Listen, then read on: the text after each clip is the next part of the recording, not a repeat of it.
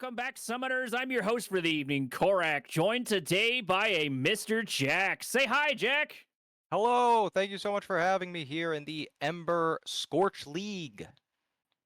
We, of course, are continuing our coverage of, just like Jack said, the Ember Scorch League. This is going to be a best of three, fearless. And actually, this is going to be kind of org versus org. We have Mint, who we've seen a couple of times on the Ember Scorch League, versus CCI, which is another org, with actually the owner of that org, I believe, on deck as well.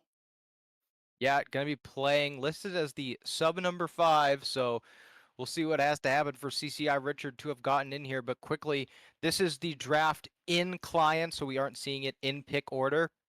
But right away, looks like Mint indexing more into comfort, stuff you don't always see in the competitive scene with the Graves and the Diana. I can't tell you the last times I've seen these. On the other side, very stock standard stuff. You got Jace, Trundle picked up to go against that Cho'Gath in terms of late game team fighting. Talia, highest presence mid laner in the game. And I gotta tell you right now, CCI are getting priority pick after priority pick. Jace, Talia, Varus, these are all B1 type picks.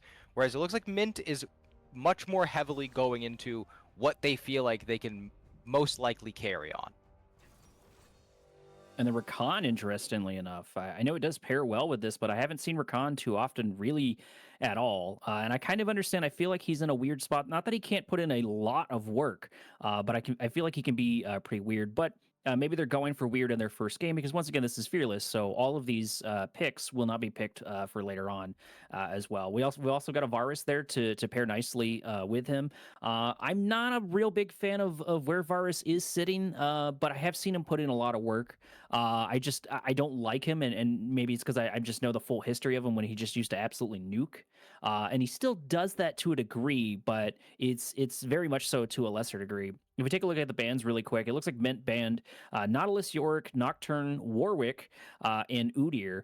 So they're definitely worried about that front line and a lot of lockdown, from what I can tell. And on the other side, CCI was able to ban Gwen, Annie, Rumble, Scion, and Ivern. Ivern, I've seen a lot of bans, and I wasn't an Ivern believer until I saw, I don't remember if it was Ember or if it was in CCI. One of the tournaments I was casting, they had a Ivern and a Mord on the same team, and they would just shield up the Mord, and Mord would ignore everything and just walk into the back line, absolutely decimating things. So I'm not real surprised to see the Ivern ban anymore.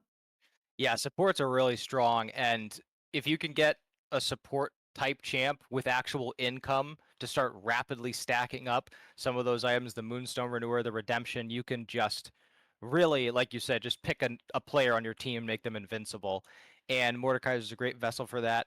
Varus right now sitting, I think it's second highest prio, and it's just because of the versatility. If you have a lot of Mm. enemy frontline champs, you can go on hit. You got 2 reliable keystones. If you have a lot of squishies on the enemy team, you go lethality. Has good range, no real mobility, obviously, but right now the name of the game is objectives, and to get these early objectives at 5 minutes, 8 minutes, 15 minutes, you have to be able to skirmish early. Varus brings you a lot of damage, brings you some utility, and the Rakan, I like you noting the Rakan being a bit riskier. Now, we are talking about Richard is a sub. You would have expected to see stuff like Rel earlier, not Nocturne, or excuse me, Alistar. You would have expected to see even something like the Braum this early on. But Rakan is a good option when you have other follow up and other engage. So only having Trundle as a real other option to run in, I'm interested to see what kind of plays CCI Richard can set up here. Well, and I think they may have picked it off of when the synergy when it comes to Trundle, because I do think Rakan plays really well off of Trundle, because Trundle just needs a tiny bit of an edge to get onto someone. Because as soon as he gets just within that range, and it's a large range, but as soon as he gets in that range, if Rakan slows them just enough, whether it's with his ult or his knockup, whatever it is, and Trundle gets to them, they're just going to be absolutely decimated by the time they hit the ground, because Trundle is so powerful, and I think his early game is really strong too. Not that he's not strong later on. I feel like he kind of falls off sort of at the end. He doesn't he's not as impactful as I feel, but this early game and the mid game, I think is where Trundle really shines. So getting those early objectives are going to be so important. And I think plenty of people get things mixed up when it comes to League of Legends. League of Legends isn't a KDA based game. Kills help, but that doesn't matter if you don't do anything with them. And it looks like CCI is gearing up for grabbing those early objectives, like you stated before. Yeah, gotta start stacking those dragons, get those early void grubs so you can start taking down structures. It's really less about the kills, like I said, it's all about gold, all about having the gold on the right characters when it matters. And I'm gonna be looking at the jungle for CCI in-house on this Trundle, because as you said, early game does really well, bruises real well with every other skirmisher in the game. But later on, it's gonna be up to the Trundle to use that subjugate on Cho'Gath, because with Talia mid, Jace top, who's probably gonna go lethality bruiser, and I'm assuming Varus probably going to go lethality, even though there's a lot of frontline. If they can't get any reliable damage there, that Cho'Gath's going to be hard to take down when it's stacking so much health, has so many targets to use that feast on. So it's going to be up to Trundle to make Cho'Gath a viable target for the damage dealers of CCI in-house. Well, and I've seen a lot of work here from Mint. They seem to be a bit more shaky than I've seen CCI play, but once they find their groove, they really begin to settle in from the games that I have been able to observe. They seem to be a pretty solid team overall. A couple mistakes that you would expect here and there, for this skill level. But what I do like right about this range is that there's a lot more risks that are taken, which may not necessarily be good from like team to team competitive wise, but I think it makes the matches really interesting, and it adds a little extra spice for me because I think that unpredictability is really fun. Those upsets and those turnarounds, even if it's stuff that you don't think would ever work or weird stuff you find out that are working in that specific instance, I think is really interesting because when you're looking at like your masters players, when you're looking at your challengers, like they know their champions inside and out. They've played them, they studied them, they studied everyone else, and so they're pretty confident with what they can get done, which leads them sometimes not to take quite as many risks unless they're extremely calculated risks. Yeah, and I think when we see Mint today, it's going to be all about taking risks. They want to get gold onto Jinx. They want to start snowballing. Graves, Diana only really have one mode, and that's to go in. Cho'Gath's going to be excellent follow up. If one good rupture hits, the amount of follow up CC that's going to come through with the Diana ult, the smoke screen from Graves is going to be so disruptive. And we're only talking about the top side. Once Jinx enters the fray, Milio has so many tools in the kit to keep the Jinx alive. They have a good front line to provide space. So I'm excited to see how layered Mint's roster is. And as you mentioned, this is a very decorated org. They have teams in just about every single tier in every single organization or every single tournament org. So really interesting to see how they are going to stack up here, especially opting for the hyper carry route, whereas CC in-house went with that Varus, that more team-oriented AD carry that isn't going to carry more often, is just going to kind of be there as your reliable damage. And Mint opting to put Jinx in the hands of their AD carry, want to lead with that win condition of get the gold on here, you get 3 items on your Jinx, and it's just this unkillable monster that if Jinx is on your screen and you are not immediately getting on them, it's fight over. Well, and unless Trundle ends up with a really good angle, I think he's going to really struggle to get into the Jinx. If the Jinx is minding, her position as well, and Milo is where it needs to be, because, like you said before, Milo's got so much in their kit to keep that Trundle off, and that movement speed has a pretty profound effect on Jinx even before the reset. Right, like it can help a whole bunch. I know the fire damage helps out a whole bunch. That small little dot, but I think the movement speed is going to be so important for Jinx, especially for avoiding that Trundle, and really the rest of the team too. I think Rakan's. I honestly think, and I say this a whole bunch, but I think it's going to come down to a lot of the plays based off of the supports where they are. I think is going to matter a whole bunch. Same thing with Jinx, but I think the supports could be that tipping scale for both these sides. Looking at the Milo and looking at the Rakan, there's so many opportunities for them to turn or to absolutely decimate their own team if they play incorrectly. Yeah, for CC in-house, it's really going to be once the clock hits 15, that is going to be like a 5-minute window where they have to build a substantial lead. And if they don't, this Jinx might run out of control.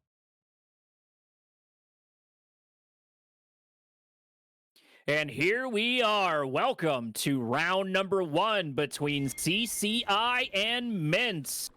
Starting off, looks like it's going to be a traditional split so far. We're not getting any 5 sacks for the current moment, so everybody's making their way downtown, walking pretty fast. And I don't suspect we're going to see a lot in this early sector. No, I think we're probably just looking at our typical 5 stance. And as we get all set up, taking a look at our keystones across the map, I like seeing the Hail of Blades on Cho'Gath. When these most recent updates came through on the champion, a lot of people started moving away from this build. You go Hail of Blades, you max your E, you go for a support item first in Righteous Glory for movement speed, and they had moved a lot of the damage into the E ability, so it wasn't as valuable to index into it first, but I really think it's the most valuable. You get so much healing just innately and so much base health on the Cho'Gath. I really don't think you have to buy Heartsteel, have to buy these massive tank items. You can afford to go for some more supportive options first. And when you look at the team composition, having that Righteous Glory is going to be so useful.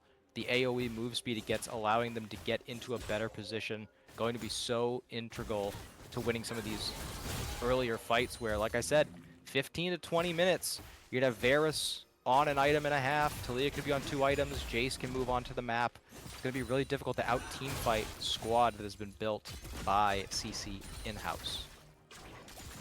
And not really too surprising. It looks like Varus has gone Arcane Comment, so they're going to be looking for a bit more poke. Once again, nothing real unusual for them to see. I think they will have a little bit harder time in the early game. I'm sorry, I think more specifically, Jinx will have a harder time here in the early game because the poke really is in favor, and you're sort of seeing that in effect, yeah. Milo should have a heal maybe at this point, unless she grabbed her Q first instead, but I feel like heal would be a pretty good grab because I don't think you're going to win this fight early on. Diana, I'm kind of worried about into Taliyah. Not that Diana can't win that matchup, but Taliyah sort of being that anti-dash champion that she is can be quite the pain to deal with. Yeah, I have to assume that Taliyah was picked after the Diana. It's kind of a dream lane if you're a Taliyah player there.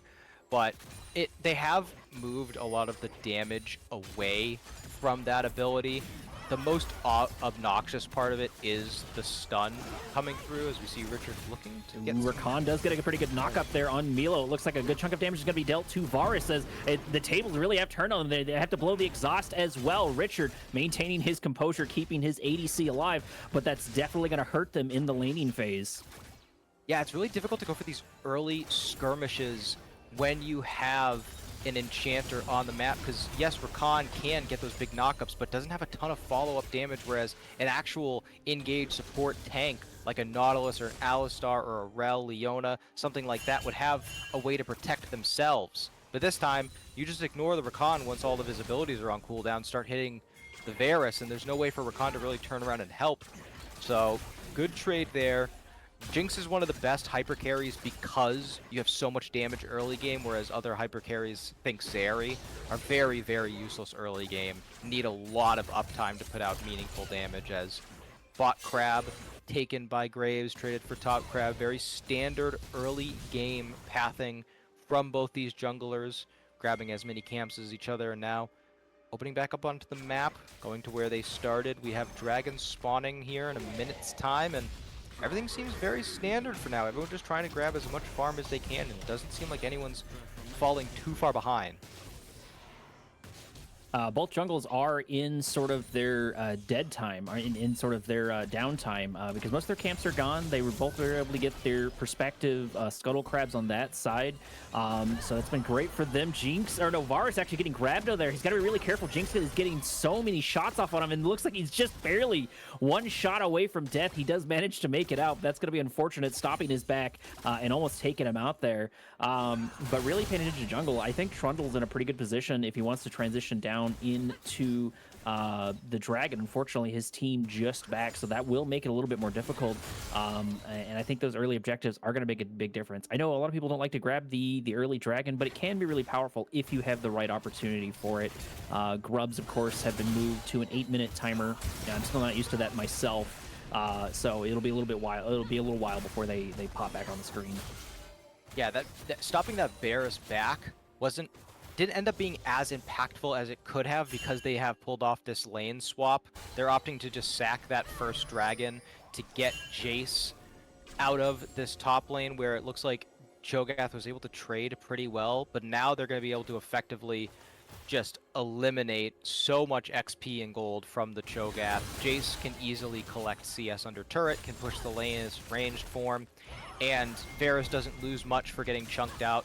Because you stop that back, you were able to shove that lane under turret and theoretically take away a lot of CS, but now Jace may have overextended down here. Jace has got to watch out for it. There it is. Graves is going to get a little bit of a smoke screen on him, and it does indeed work. Jinx actually with a pretty good slowing down the Jace, but it's not enough. He goes down to about maybe 40% or so. That is going to force a back out of him, so he's got to watch out for that. I think Milo might be trying to pop around and try to get an easy Q off, but now Cho'Gath is the one in danger. He does have to blow his flash in order to avoid the Rakan knockup.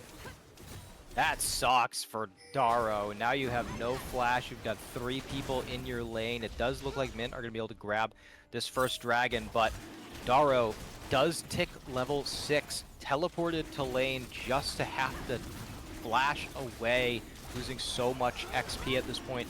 Obviously, so much gold, just trying to get in range. And this is where I would once again, as flash is burnt in the mid lane, looks like Moonfall was used to get that flash out of Talia. As finally Dragon does go over to Mint. Daro, I would hope to see them go for the Righteous Glory, more support-oriented build in this state, because you're not going to have the type of income that's required to go for all of these tank items. I know that they are cheap as well, but Heartsteel is like 2,800. You're not going to have that type of income to consistently get those items, whereas Jace, so much easier time laning 1v2 into the bottom lane. Jinx, Milio can just stand in the gun form, sit back, easily hit all of those last hits, and now you're seeing Cho'Gath backing to try and swap the lanes again. But with 8 minutes left, they're going to have a situation where Cho'Gath has no teleport. Jace can recall after shoving this next wave and walk up, and they'll have numbers for the grub fight in 30 seconds. Varus just sort of happy to sit there and farm. He's sitting at 51 CS, a little bit behind Jinx. So particularly at the gold, it looks like Mint is actually a little bit down, which is a little surprising. I thought with the objective they were going to be a little bit further up on top. But I guess no really kills have happened just quite yet. It's only about a 500 gold difference. But that does matter early in the early game, so they do have to watch out for it. Looks like Jinx and Milo have rotated to go back into their lane opponents, and we've got a complete lane swap on both sides. And now we've got to worry about Trundle running into the Diana. Diana might just take the bait. Trundle going to try to capitalize on that just as quickly as the fight does begin down in bottom tower. It's not over just quite yet. Talia taking a bunch of unnecessary damage. Trundle grabbing first blood. That's going to be a little bit devastating there. Graves not able to help in the way he needs to. Milo rotating too little too late, unfortunately, for that Diana. He's getting a little overzealous. Was able to deal a ton of damage to Talia, but once you use the Lunar Rush and you don't have a way to reset it, you're just stuck. So the Unraveled Earth goes down, lands the slow of it. You see that great seismic shove. Trundle is able to just walk up Chomp, grab the kill for themselves, which probably where you want the gold to be. You want the Trundle to get accelerated, because like you said, it does start to fall off later in the game. This is where this champ is going to be so strong. But really good awareness by Mint. They execute very well on the tempo drop by CCI. They opted to just go for camps and go for a reset on Talia rather than try and get this top camp or the void grubs. And because of that, because the fact that Varus and Rakan went back to base, even though they lost their mid laner, they're able to grab the void grub. So good playmaking there, good macro sense to read that tempo and understand that they have the opportunity to grab those void grubs. And now they've got 2 objectives fully completed. It's going to be over a minute now until we see the dragon. As Jason's in big trouble here. Oh, no mana for Shogath. Shogath makes a pretty decent trade there, but he's not able to capitalize on that. And once again, it looks like Jace is setting up a pretty good gank. He's going to use himself as bait. Trundle coming around the back line, going to block him up exactly where he needs to. Shogath might go down there. He's got to be so careful. No, he's going to go down anyways. Jace getting even more of a gold lead. He was already almost double the CS, and now he's got a kill on top of that. That's got to be devastating to deal with. This poor Shogath. He's really struggling. Oh, and it doesn't help that CCI are doing everything right. This is the point in the game where they're going to be towards their strongest. So they opt to try and get those kills. Bobbing out, 4-man dive top lane. Ooh, Diana trying so hard to get something done. It looks like we are going to get a little bit of a gank there from the jungle, doing a good chunk of damage. Milo got to get taken out there by the Taliyah. Taliyah getting some much needed gold. It's now a trade in top lane, but Taliyah's not done. She does sort of blow her ult. Unfortunately, like that really shuts things down for her. It would have been nice to see her maybe just position that a little bit more, but I think she may have panicked there on that ult, because it's not like anyone blew any flashes to avoid that. Yeah, I think maybe they realized that Graves does a lot more damage when he has a wall to work with, and thought, maybe I shouldn't go in there 1v3. Pretty good rotation though. Great Moonfall by KMZ to grab both both Varus and Rakan, and obviously a great collateral damage to end up getting the kill. But the Taliyah TP comes in perfect timing, 2-man seismic shove, gives them the return kill. So in the end, it's a 1-for-1, and Rakan's the one who ended up going down, but now 5 people around him. Rakan does get taken down there by the Diana. Not what you need to see. Diana getting some gold is pretty devastating for their team comp.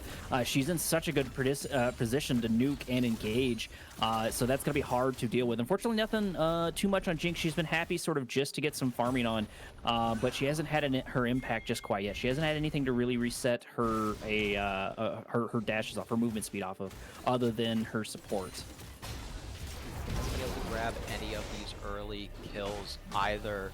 So it is good for Mint that they're able to grab a couple kills here and there, and obviously getting these 2 dragons goes in their favor. They are playing the more scaling oriented composition, so the fact that they're able to grab 2 dragons, now Mountain Dragon has spawned, that's going to make it even more difficult for this mostly lethality based team to deal with Graves and Shogath as this game progresses, as Daro caught out again. Daro's really struggling here. Diana for the support should be playing enough to turn this around, because now Trundle is isolated. He's gone for Predator Prey. He's going to get taken out there.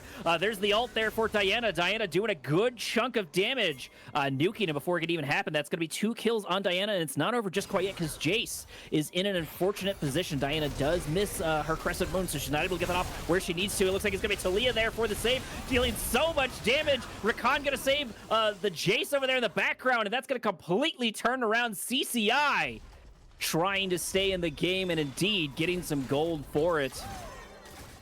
Just really well done by CCI. Obviously started very well by Mint getting that catch onto Trundle when it looked like Daro would be the one going down, but they overextend top lane. I thought that GG No Rematch might have overextended Daro.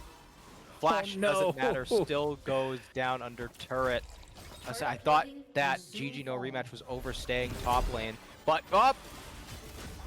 Ooh, Trundle coming in for the rear gank once again. Jinx gonna get locked down. Milo just not able to do too much. She's already blown her ball, and she's gonna get taken down. There's gonna be a double kill for Trundle. That's 8 kills for CCI and 4 for Mint. Mint has the objectives, but they're having a hard time with these ganks. They're having a hard time with these team fights. And if Graves is not careful, he can get destroyed here. There's plenty of plates here on the It looks like the fight has begun in earnest. There's going to be the exhaust there on the Graves. Graves really can't do anything at all. Trundle just has so much gold and so much damage in this early game. Diana did rotate, and she is sort of sitting there waiting on Jace, but it looks like there's a ward that she is sitting on top of, so she's not going to be able to get anything there with her fishing. Yeah, this really is the strongest point in the game for CCI, so I understand why Mint are trying to go for some of these plays. Graves thinking, I can just clear the wave, I got collateral damage, I have the end of the line, that Q ability to get down these minions, try and survive under turret, but as soon as the exhaust comes down, it's just over, there's no play there. So CCI doing a great job taking advantage of this game state where they are going to be the most powerful, or should I say about to be the most powerful, as with this Rift Herald spawning, we're going to see another big fight take place here, and CCI are well up. 5k gold is the advantage, but has Festus stepped up a little too far? Flash forward from Graves. Graves does get a little bit of damage off of this. Talia is just so hard to lock down Rakan, trying to do everything he can to keep this fight going. And indeed, it might be just enough time to knock out the Graves. Graves going to go down now. All that's left is Dario, and Dario's going to go down as well, leaving Shelly for CCI. They tried just for so long to get onto Talia, but the fancy feet make it impossible. Festus just continuously moving, dodging all of these abilities, and now free Rift Herald. They're gonna have to find a way, Mint, to really set themselves up for advantages in these coming dragon fights, because this game has kind of started to snowball out of control. We have Trundle now, so much gold in the pocket. The Talia, at first I thought, well, they're not really gonna focus on the Talia lane, want to shut down Jinx, but 4-0 in 3, Seraph's Embrace fully completed, working towards the Leandries. There's going to be so much damage coming out of this mid lane, and now getting Milo caught out walking here. up a little bit too close, going to get grabbed here by the Trundle, having to blow a flash, but unfortunately it's not enough to get the kill, but that means Milo is going to be down a flash for the upcoming fight. They do manage to make it out there, but I feel like they didn't have a real big reason to be there in the jungle just quite. You knew Trundle was somewhere around there, so you had to watch out for it, and you didn't have a lot of support or people around you to make your way in there to ward. Like, I know you want to ward, but like, it's not worth you going down, because that Jinx really needs the Milo. Talia getting isolated over here. Got to worry about Graves, Jinx, and Milo, and looks like we do get a little bit of smoke screen, and indeed, we're going to get stun as well by Jinx, dodging of the abilities, doing so much work here. Can Jinx get it? It's just one more shot. Talia finally going down. Jinx getting some much-needed gold. Is this going to be a turnaround for Mint? Jinx has 3 kills so far with a decent amount of CS. That hyper carry could come online right here. They're trying to find a fight right now, though. Oh no, Trundle going in for an assault.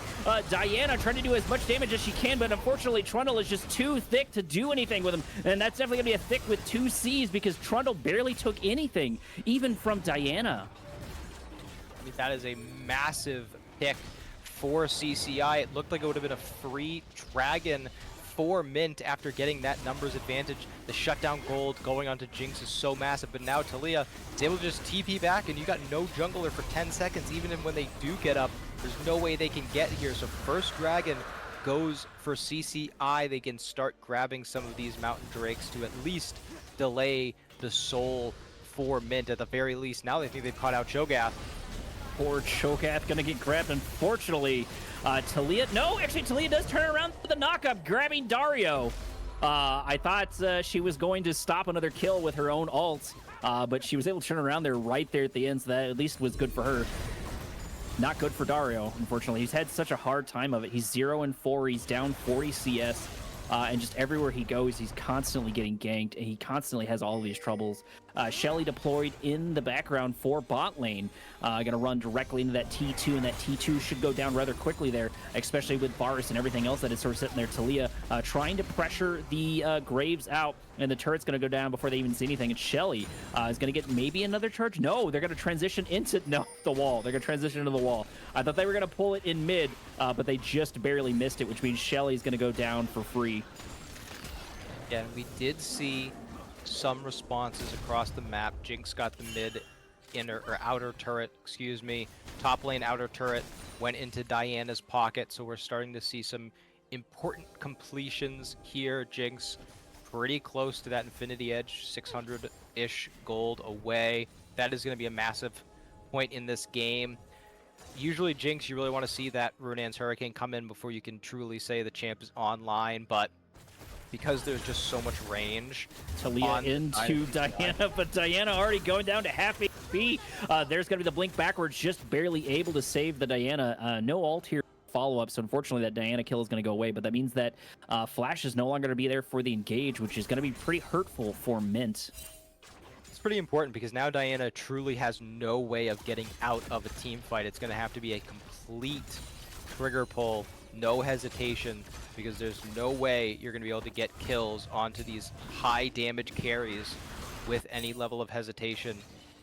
And we're seeing now Trundle about to complete that dead man's plate. And once that's done, I mean, Graves, Jinx gonna have such a hard time breaking through, as Richard is getting hit here, but easily gonna be able to grand entrance out if they actually feel threatened at any point. And we are between the dodges and the knockouts, actually, he's been able to turn around. Dario does need to watch out for this. Varus is here to help along with the mid laner, top laner. So they're going to be ready for this fight, but not if Richard gets caught here. He does still need to watch out for it. I don't think Dario is a massive threat, but that Grave has been very, very keen on his ults when it comes to sniping a couple of people. So that's something they're going to constantly have to watch out for. Milo did blow his Q, which means it's not going to be available for this fight. Rakan does get knocked up, and he gets stunned there. Dario finally getting a kill on the board. This is really, really isolated here from both sides. There's going to be the TP. Diana in a good position. This should be a pretty good ult, and there it is. Pretty decent knockdown, but she's going to die to Trundle before she even knows what's happening. She's already in the gray screen. Dario trying to suck a whole bunch of damage, but it's not going to matter as the knockout by Talia gets the ace.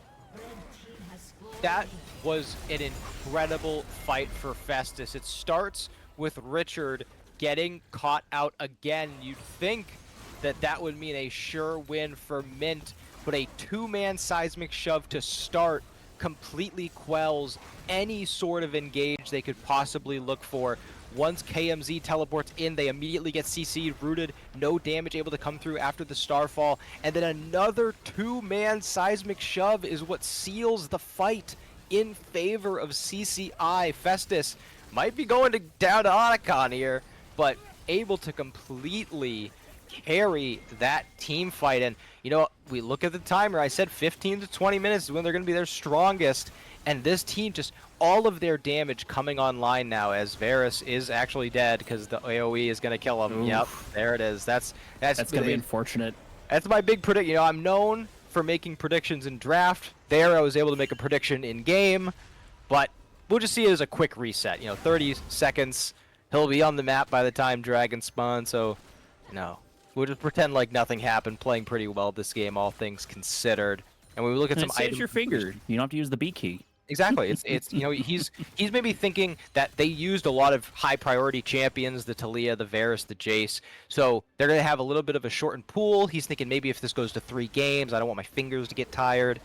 So looking at some item completions here, 2 items for pretty much everyone on the side of CCI. Jinx does have that Infinity Edge completed, and Seeker's Arm Guard for Diana is huge, does give them a lot more offensive capabilities, but I'm really nervous about this Graves. I think that there's a reason that even though, oh, never mind, Cho'Gath's caught out again. Poor Dario getting caught once again, right before they can even contest the Dragon. And I'm not sure why. I feel like he had plenty of wards there. I guess maybe they snuck around or he just wasn't paying attention. But Dario really proving to be sort of this weak link. And before the match goes too much further, I did want to bring up, and I've spoken to Richard about this, and he and I are in the same mindset. To where in a lot of ways you need to play League like chess. Like tempo is extremely important, especially if you can get your opponents to play the way that you want to or react to you. I think that's really, really important. And I think Richard getting caught there was probably something he issued in comms that he was going to go for. And I'm willing to bet that because he's of the same mindset that I am, where supports are good, but they're also great pawns. If you can die and your team can mop up a huge fight there, it's super, super worth it. But whether intentional or not, that did have a pretty profound effect. T3 is going to go down. Rakan having a hard time locking out a couple of people. Dario once again going to get locked down and probably destroyed, going down about half HP. He does blink backwards, barely able to survive this encounter. There's going to be the redemption there in the background. This can still go either way. So much damage on both sides, but still nobody wanting to commit just quite yet. Dario still going down to about half HP. Jinx taking a couple extra shots there as the inhib goes down while this entire fight's been going. Diana getting caught there, but popping Zhonya's to save her, but it's not going to be enough as she goes down. Jace doing so much damage to her. Graves going to watch out. Rakan does miss the knockup. That's going to be unfortunate for him. Dario still taking damage. Talia down to about 30 or 40%, and everybody finally backing off. Yeah, the big difference there was while CCI did not engage, they landed all of their skill shots, whereas Mint constantly missing ruptures. An early Super Mega Death Rocket didn't do much damage. Diana goes in and Zhonya's before using Moonfall. And one of the really big things I want to note about this draft is AD bruiser junglers are the meta for a reason right now, because you're seeing so many early fights, you're seeing so many early skirmishes for these key objectives, and one of the reasons Graves hasn't really emerged as a big pick is because these AD bruisers that are meta, their damage falls Ooh, off Baron is steeply. up. Rakan going in. And Dario getting knocked back once again. This poor guy can't catch a break. He does pop the knock up on him, but it doesn't matter as Talia grabs another kill, and that's going to be a free Nasher for CCI. A free Nasher off the back of another Cho'Gath pick, and if you look at the items on Cho'Gath, this is one of the things I talked about, not having the income to go for this tank route. Has the Sunfire first item, but doesn't really have any health to make that do a meaningful amount of damage. Free Baron, no contest. They haven't been able to contest the past 4 objectives because of the picks, and now Graves overextended. Graves is going to have to watch out for that Trundle. Trundle able to do a good chunk of damage with just one shot. Talia trying to mop this up. She does make Graves blow the flash, but the fight is still continuing. The skirmishing is back and forward. Graves absolutely on top of it. He seems to be one of the stronger players on their side. He does have 5 deaths, but just looking at a lot of his plays, they've been really clean. Yeah, showing that they understand how the champ works.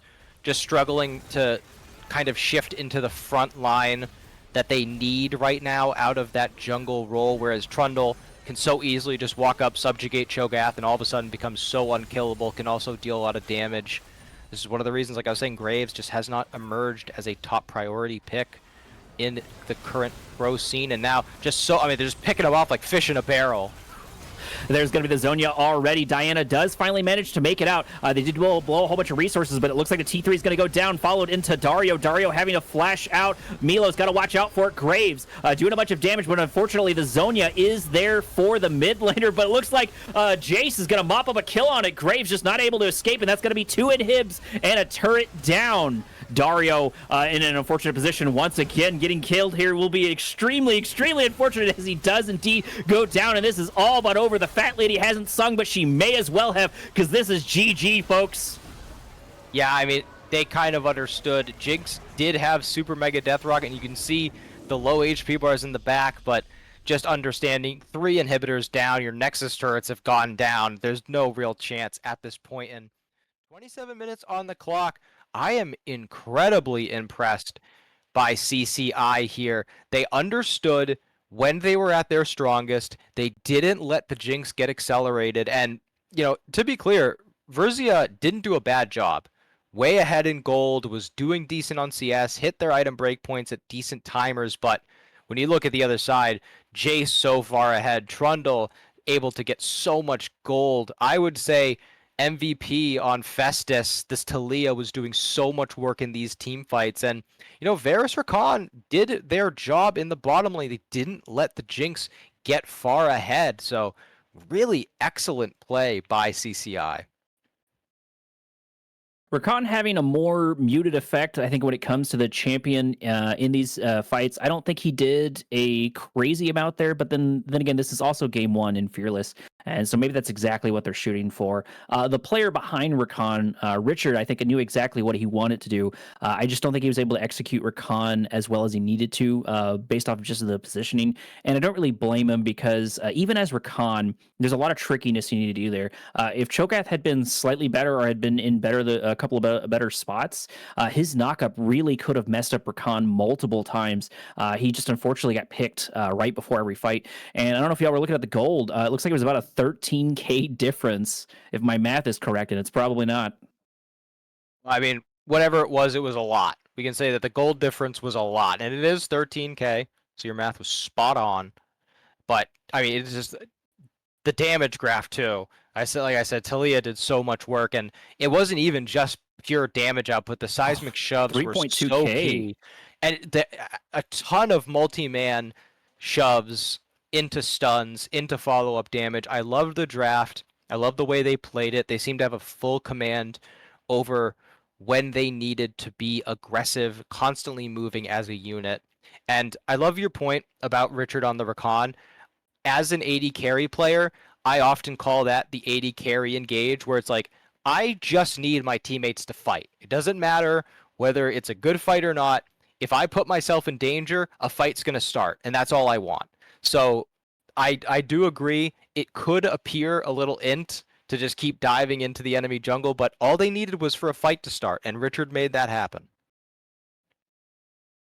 I really expected to see a bit more synergy from Mint, but they seem to really struggle there. You know, like maybe they're shaking off the cobwebs because like their team comp, I don't think is bad whatsoever. Just unfortunately, Dario getting picked a whole bunch there at the end really was devastating for them. And Diana was having such a hard time, and she blew flash a couple of times, which means they didn't have it for that engage, and they really needed Diana to go in and start the fight, and then everybody else to follow up with it. That would have really made a massive difference, but CCI just did not allow it to happen. Yeah, and I think that they have to go to the drawing board when it comes to this draft. Let's get a jungler with a bit more agency. I think let's get a top laner that can more safely play the weak side and still scale into the game. I like their identity of going for these big wombo team fights, but maybe let's try and do it with something a bit more traditional out of the mid lane, maybe something like an Orianna or something like Syndra, just some sort of control mage that can easily team fight well while not having to put themselves in so much danger. Well, and I feel like Gwen could have been a decent choice there too, right? I Yep. think Gwen, in my opinion, works really well when you're like, I think I'm probably going to lose the early game, but I want to come online mid to late game, and I think Gwen does that quite well. Not that she can't crush early on, but I think that's where she can be pretty powerful. Yep, I totally agree. I think there's a reason that the champions that are the highest prio, highest pick and ban are the highest pick and ban, and it's often because they're the strongest or they're the most comfortable. Although I do love Cho'Gath, this is the ultimate example of why you shouldn't just pick this champ willy-nilly. If it gets behind, it really just feels like you're useless. If you can't get those feast stacks, if you can't build those stats, it's just really hard to find a way into the game. Not sure if we're transitioning into draft just quite yet. I'm going to check with our producer. So give us one moment while we do a couple of things here in the background.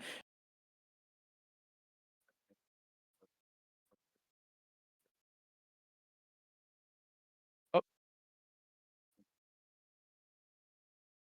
yep, so we're going to be Okay, going to a everyone, quick break go ahead. to restart the stream. And when we come back, you will not only see some higher quality, but you'll see us getting into our next game.